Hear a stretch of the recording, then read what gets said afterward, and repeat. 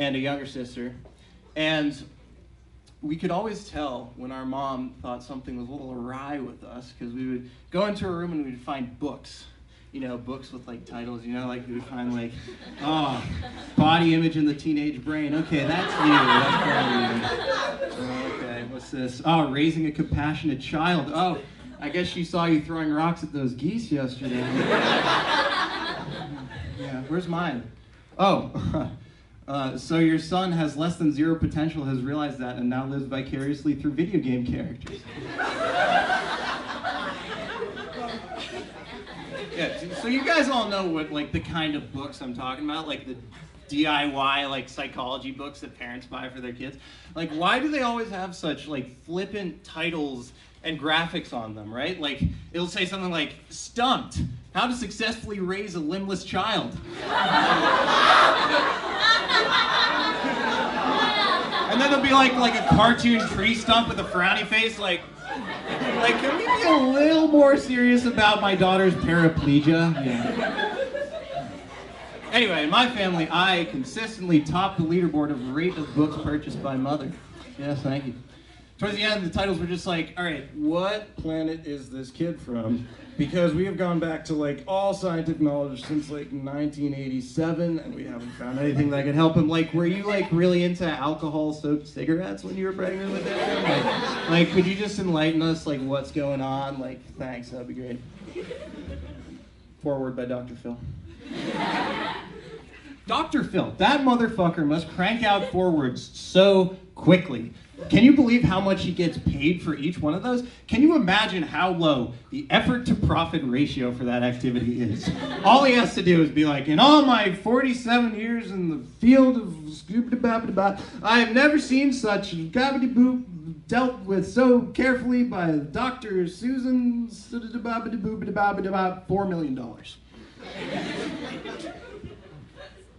Dr. Phil cranks out forwards like the...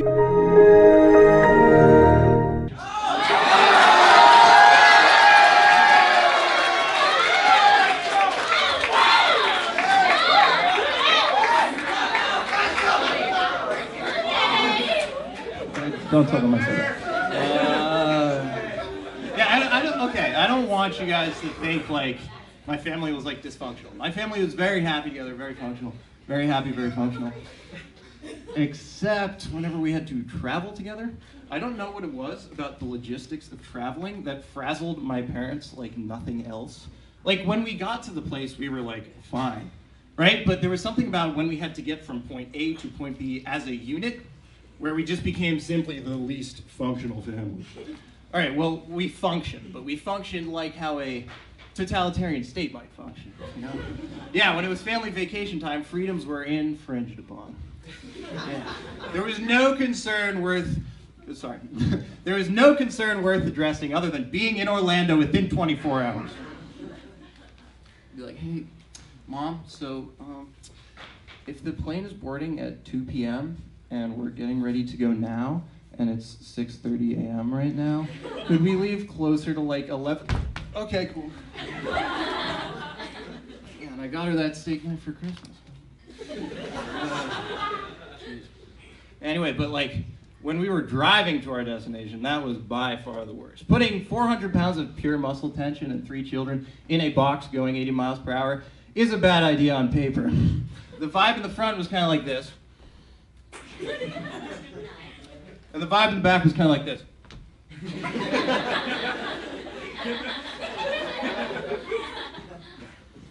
There was an entirely no contact policy among us because we did not speak, we did not move, we did not sneeze, we did not fidget. Gotta pee, pants are nature's toilet.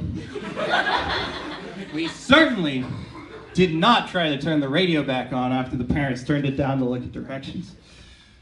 Not after 2006. Sorry. If you left something at the beach house, it is gone, except your fate. I guess I don't own a Game Boy anymore. Who needs an EpiPen? Timmy?